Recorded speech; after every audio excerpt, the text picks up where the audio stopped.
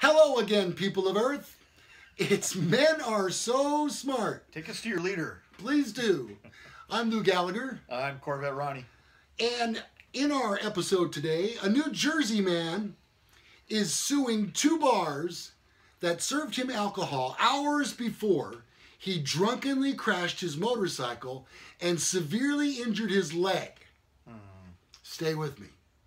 Antonio Merlino, 28 years old, was boozing it up at two establishments, Old Calamares and Kearney, when he downed tequila and pisco sours, sounds great to me, and then Hector's Sports Bar in Clifton, New Jersey, where he guzzled even more alcohol. Now, here's where the plot thickens. Around 3:15 a.m. the next day, so this guy's out partying at night, 3:15 in the morning the next day, he's on his way to visit a friend when he crashes his 2009 Suzuki motorcycle. Oh, that's heartbreaking. Since then, he's undergone multiple surgeries on his leg and has not been able to work or ride a motorcycle since. Now, he was definitely intoxicated at the time of the accident. Cops initially charged him with drunken driving, but a subsequent breath or blood test showed otherwise. His blood alcohol level was below the .08 threshold, so the charges against him were dismissed. But the attorney says that it was because it wasn't until 5 hours after the accident that authorities gave her client, the test. Now, New Jersey's dram shop law allows anyone injured by a drunken driver to seek damages from the vendor who served the alcohol if the driver was intoxicated. So now, Ronnie, I turn to you as the legal expert here. Air quotes. Got him. Ronnie, what's the basis of this? Let's call it a suit. Well, so what happens is when you start drinking, your blood alcohol level slowly goes up and goes up until it finally peaks at whatever number it is. And then as you stop drinking, it slowly goes down. So not testing him until 5 hours after he'd crashed, he was certainly on the decline. And who knows how, they don't really say what his blood alcohol level was when he was tested, only that what it was under the 08 mark. If it was like 02 or 01, then he probably was pretty close to that, 08 mark maybe, right when it happened. But it's hard to say. I mean, it's the New Jersey police probably did these bar owners a great service by waiting until after he was sobering up before testing him. It kind of takes a little bit of the wind out of the sails of the suit, because they have no idea what his number was when he peaked out. Right. And they don't really know what his number was when he actually crashed his motorcycle. We have pretty similar laws in California. They call it over-serving. Okay. So if you go to a bar and you are visibly intoxicated, you are sloshed, they will stop serving you. And they legally have to for this same reason.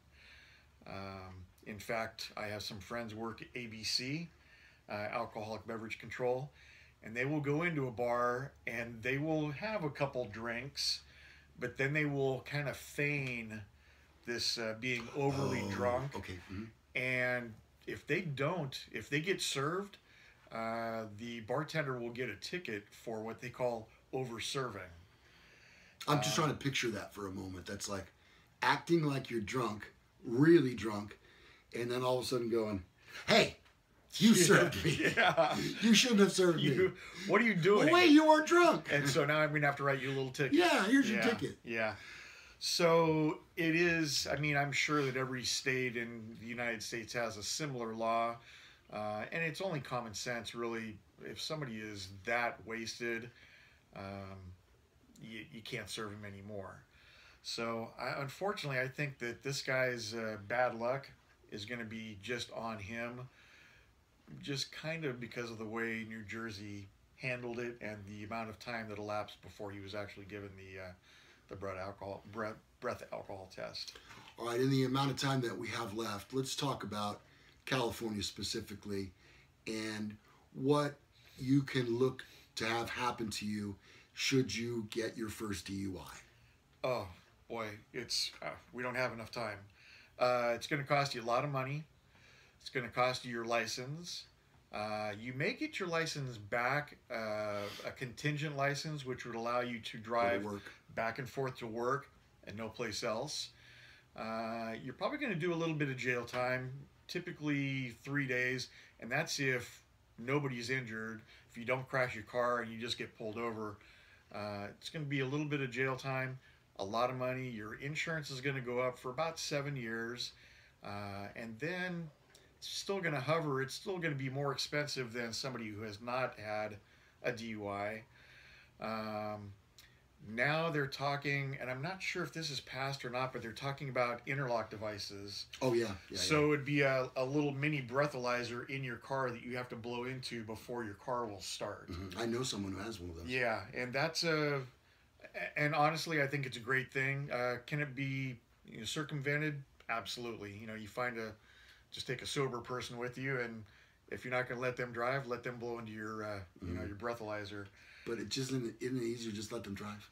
Absolutely, yeah. Or Captain Obvious here. Hello, everybody owns a cell phone. Also, Mm-hmm. I'm sure there is one friend that you know that would come pick you up, or download the Uber or Lyft app on your phone, and instead of costing you tens of thousands of dollars, probably going to cost you about $20 to get home. Yeah. There is, with the modern age and all the technology we have, there is absolutely no reason anybody should ever get a drunk driving ticket, ever. And yet, every single day you see somebody driving the wrong way on the freeway or taking somebody out. Just recently, somebody crashed in a canal. Oh, yeah. And flipped their car over. Mm-hmm. And on I-5, sure. Yeah, and, injured, and the passenger almost died. So it just doesn't make sense. The downside is, and then the bad part is, if you happen to injure somebody, you're going to be doing a lot more time in jail. And if you happen to kill somebody, you're going to be doing some time in prison. So there's no upside to it. It's all down, down, down. There's even a lot of tow companies, particularly on holidays, St. Patrick's Day and what have you, Cinco de Mayo, they offer free rides. Some of the tow companies, if you check in your own town, if you call them, they will take you home and tow your car home for you. I know a lot of people use as an excuse. Well, if I get a ride home, then my car is going to be stuck at whatever establishment I was in, and I'm not comfortable with that. Well, this kind of gets around that. Yeah, they're going to tow you. Yeah, they're going to tow your car for you, and boom, you're home. There really is no excuse. I think, I don't know what the statistics are. Oh, I had a question for you. Of the people that you've pulled over that were suspected to be inebriated while driving, what was the highest somebody ever blew? Oh, boy. I think I had somebody blow about a 1.8. Wow. Which is, it's high, but it's not like incredibly high. I know that we encounter people that are drunk in public that are, they're physically unable to walk or, barely talk. And I took somebody down to, it's called Volunteers of America. It's a detox center. And they blew a 3.6 or a 3.8. And I thought they were drunk, but they were like near death. This is that's pretty close to alcohol poisoning numbers. But they were like a professional drunk. And so they really were able to hold it together. They were a very high-functioning alcoholic. Mm-hmm. So that's also possible. But yeah, some of those numbers are crazy. Do you find that it's an age thing, Ron? Do you find that younger people might be more naive or willing to take that chance? I think that that's kind of, and unfortunately, it's not just a young man's or young girl's game. It's, every age group. There are 7-year-olds that's still out there drinking and driving. Well, you would think that a person that would get to the age of, I don't know, just pulling a number out of the air, 40, and they, they're well developed in their relationship, their job, whatever, and they find that they know better. I mean, does age play that role at all, or no? And you would think that the older you get, the more common sense comes into effect, but it really doesn't. And people who drive drunk and they get caught, it's not their first time that they've driven home drunk. It's the first time maybe they've gotten caught, but not the first time they've driven drunk. So, and at a certain point, you tend to think, oh, well, obviously I'm a pretty good driver when I drink because the cops can't even tell. Maybe they were headed to something else, or maybe you just didn't cross paths with them. But it is extremely obvious when we run across a drunk driver that they're not a good driver. Your driving is so multitasking, and drinking takes away all but about 2 of those things. You can probably maintain your speed and maybe make sure that your headlights are on, but then you can't maintain your lane.